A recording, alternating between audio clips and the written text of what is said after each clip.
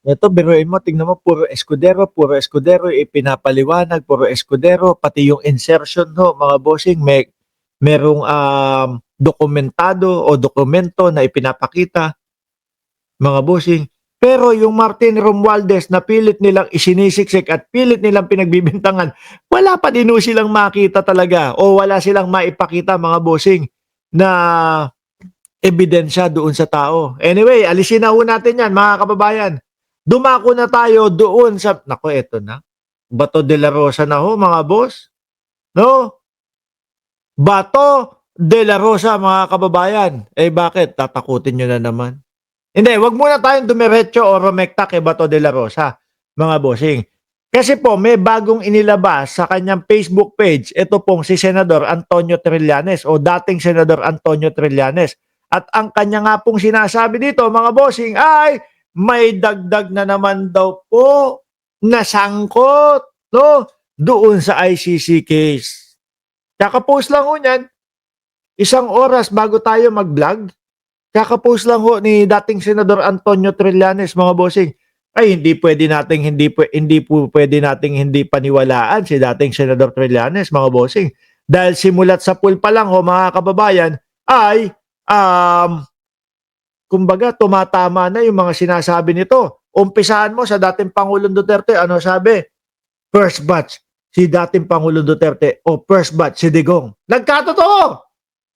Nagkatotoo ang mga kababayan. Hindi nga lang tumugma doon sa petsa o araw mismo nung aresto kay Bato.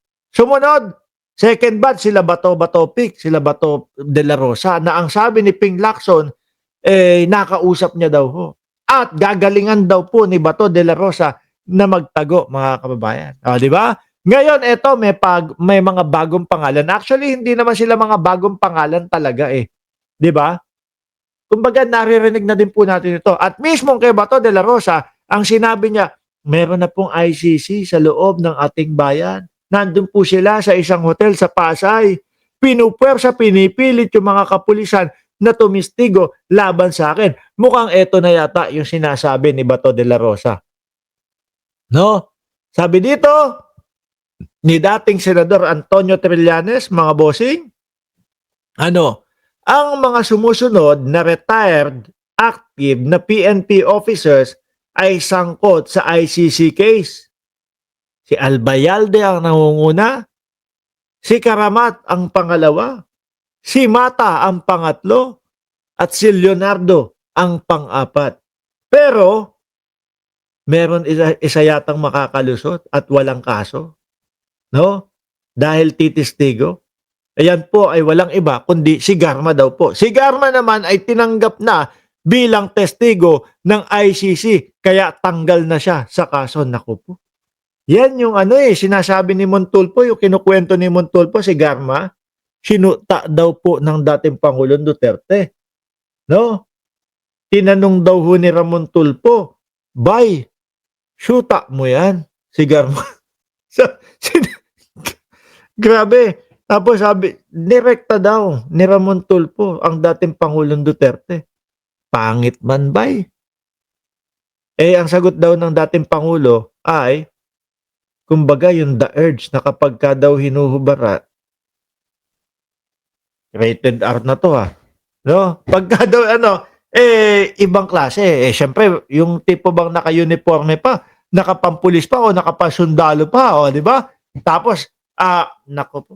Anyway, mga bossing, tumuloy tayo. Si Garma mukhang ligtas na dahil nga ang sinasabi dito ay tinanggap na bilang testigo.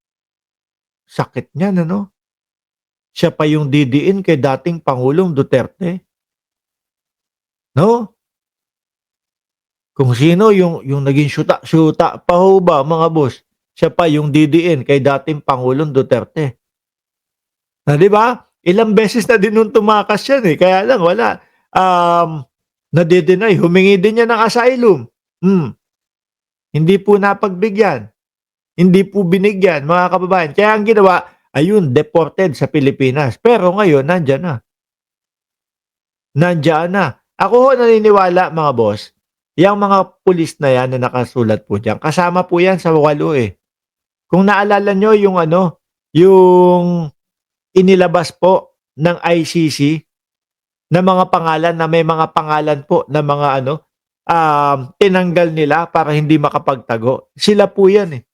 Albayalde, Karamat, Mata, Leonardo. Tingin ko nga pati si Vitaliano Aguirre kasama din ho, mga bossing. Diyan, kasi merong mga pangalan talaga natutugma yung bilang doon sa mga pangalan nitong mga nakasama ng dating Pangulong Duterte. Si Bongo, oh, sama din yun. At eto si Bongo, second batch. Mga ano na yun, ang sabi next year na daw po. Sometime in first quarter ng next year. Baka January or February. At pero si Bato, eto na ho talaga, mga kababayan. Wala nang atrasan daw ho. Sabi ni dating Senador Antonio Trillanes. At eto ho may sinasabi ang dating senador dito, mga bossing. Ano po iyon? O, pakinggan nyo ho. Wala siyang planong lumabas. Hindi na daw talaga magpapakita si Batu. Ano po? Wala daw planong lumabas, mga boss J. Pamo, sir, si Batu de la Rosa. Pero dating senador, nasaan po ba? No? Si Batu de la Rosa. Ang impormasyon natin ay nasa Davao City siya. Nasa Davao City. Ako, naniniwala ako kung bakit nag-stay sa Davao City si Bato de la Rosa. Kasi ano siya mas madaming haharang para sa kanya dyan eh. Hindi kagaya nung kunyari lalabas siya ng bansa, pupunta sa kung saan man bansa. Baka mas madali pa siyang madampot ng ano dun eh, ng Interpol eh.